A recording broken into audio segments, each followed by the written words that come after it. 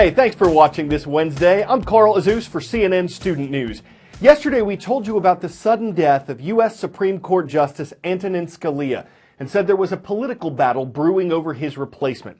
Today we're explaining why. First, the Constitution. It says the President nominates justices to the Supreme Court with the advice and consent of the Senate. What that means is that the Senate has the power to confirm or reject whoever the President nominates. Now the plot thickens.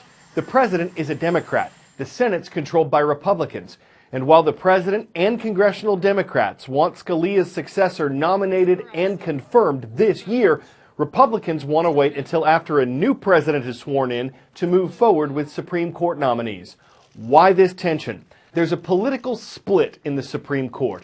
Until Justice Scalia's death, 5 of the High Court's members were nominated by Republican presidents. 4 were nominated by Democratic presidents. Now, though, the court is split 4-4. So the new justice could dramatically impact the cases that divide the court.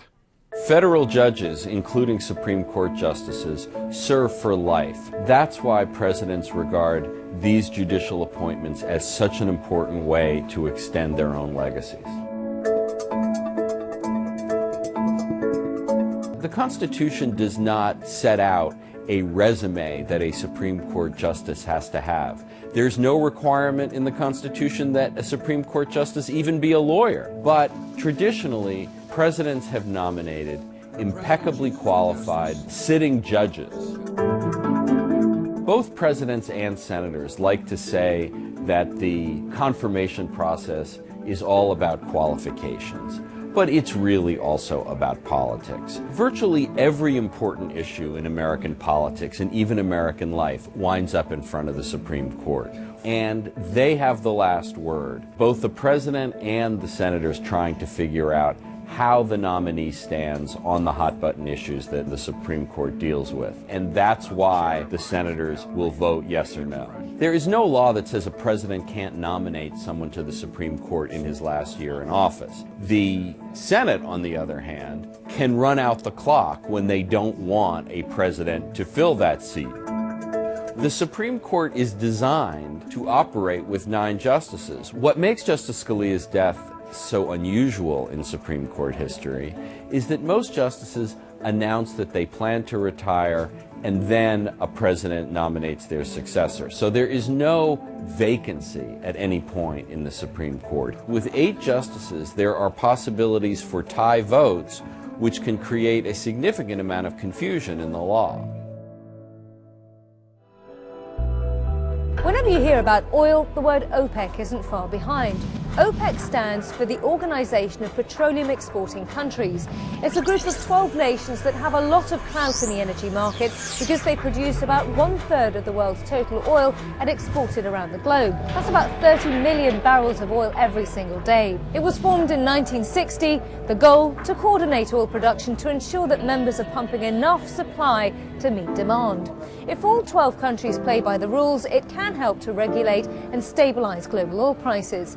But there are also plenty of major oil-producing nations that are not part of the OPEC club, including the United States, Canada, Mexico and Russia. And they don't attend OPEC meetings, and as such they're not bound by the cartel's decisions. And as these nations have increased their production over the past few years, OPEC's influence in the market has plunged. There's now an excess of oil supply which has pushed down prices significantly. The price drop has caused political problems in some OPEC countries that rely on oil sales heavily to fund their governments. OPEC does not want to lose that influence. That's partly why it continues producing oil at a record rate, even as global oil prices stay very low. Yesterday there was a meeting between OPEC member Saudi Arabia and non-member Russia. They were looking at ways to work together to help reduce the world's oversupply of crude oil and raise the price of it. The agreement they reached was to freeze their oil production levels where they are, not increase them, not decrease them. And because that's not expected to have much impact on the world's oil supply, international prices dropped again yesterday. The one and only place our producers look for your roll call requests, each day's transcript page at cnnstudentnews.com. On yesterday's transcript, we heard from the Tigers, the Mitchell Junior Senior High School Tigers. They're in Mitchell, Nebraska. And the Bobcats are here too. Sahuarita Intermediate School is watching. You'll find it in Sahuarita, Arizona. And from Germany, we welcome our friends at Netzeberg Middle School. It's in the community of Netzeberg. The British Airline Pilots Association says laser pointers should be classified as offensive weapons. Why? On a flight from London to New York earlier this week, a laser pointer was aimed at a Virgin Atlantic passenger plane. A pilot said he wasn't feeling well afterward and the plane returned to the UK. No serious injuries were reported, but a British Airways pilot did have his eyesight damaged last year when a military-strength laser shined into the cockpit of his plane. It's a problem that's increasing in the U.S. too. Shining a laser at an aircraft is a federal crime. The number of incidents have dramatically increased over the years.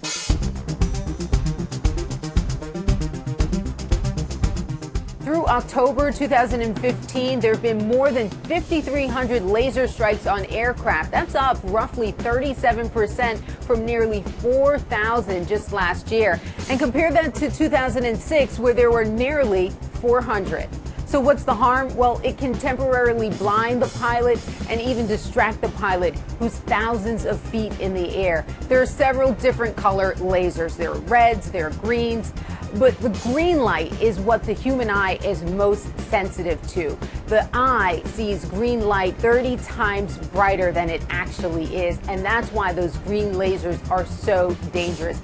There are goggles that pilots can use to block out these laser beams, but the problem is that may also block out navigational lights that pilots do need to see. Lights on the runways, lights on other aircraft. So they can't use it during all phases of flight. In some cases, the pilots have been hospitalized, and doctors even say the laser can burn someone's retina, so there could be lasting damage. The bottom line is this is a distraction that pilots do not need at some of the most critical points of flight. NASA wants to know more about what long-term space flights do to the human body. And astronaut Scott Kelly is kind of a guinea pig. He's almost through with his mission to spend 342 days on the International Space Station. That will be a record for U.S. astronauts when Kelly comes back to Earth on March 3rd. Scientists are comparing the shape he's in with that of his twin brother back on Earth. And even though Scott has called the $160 billion space station a magical place, there are some things it cannot replace. So because we're in this environment that's like a laboratory in many ways, in some ways it's kind of like a submarine or a ship, but one in which you cannot leave, and one in which, you know, I'm at work when I go to sleep, I'm at work when I wake up. You know, I've been here since March. It's not like the days seem to go by slower, but definitely the whole period of time has, you know, it seems like a long time. A year now seems longer than I thought it would be. And so I definitely have an appreciation for, you know, certain things that that freedom and, you know, being on Earth provide. You know, it's different when you're in space and you're doing something that thinks is important, but I would, you know, kind of relish my freedom more after this experience, maybe than I did before.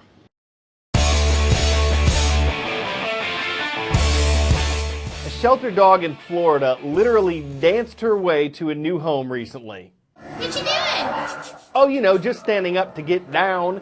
This is Ginger. She was named for Ginger Rogers, and if you know who that was, you can see why.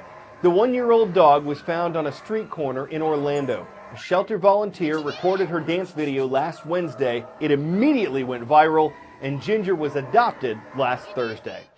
There's a lot her new family can learn from their dog-termined pet. Don't let your circumstances keep you down. Hold your head high. With the right attitude, anything is possible. The best part is she can teach them how to doggy. I'm Carl Azus for CNN Student News.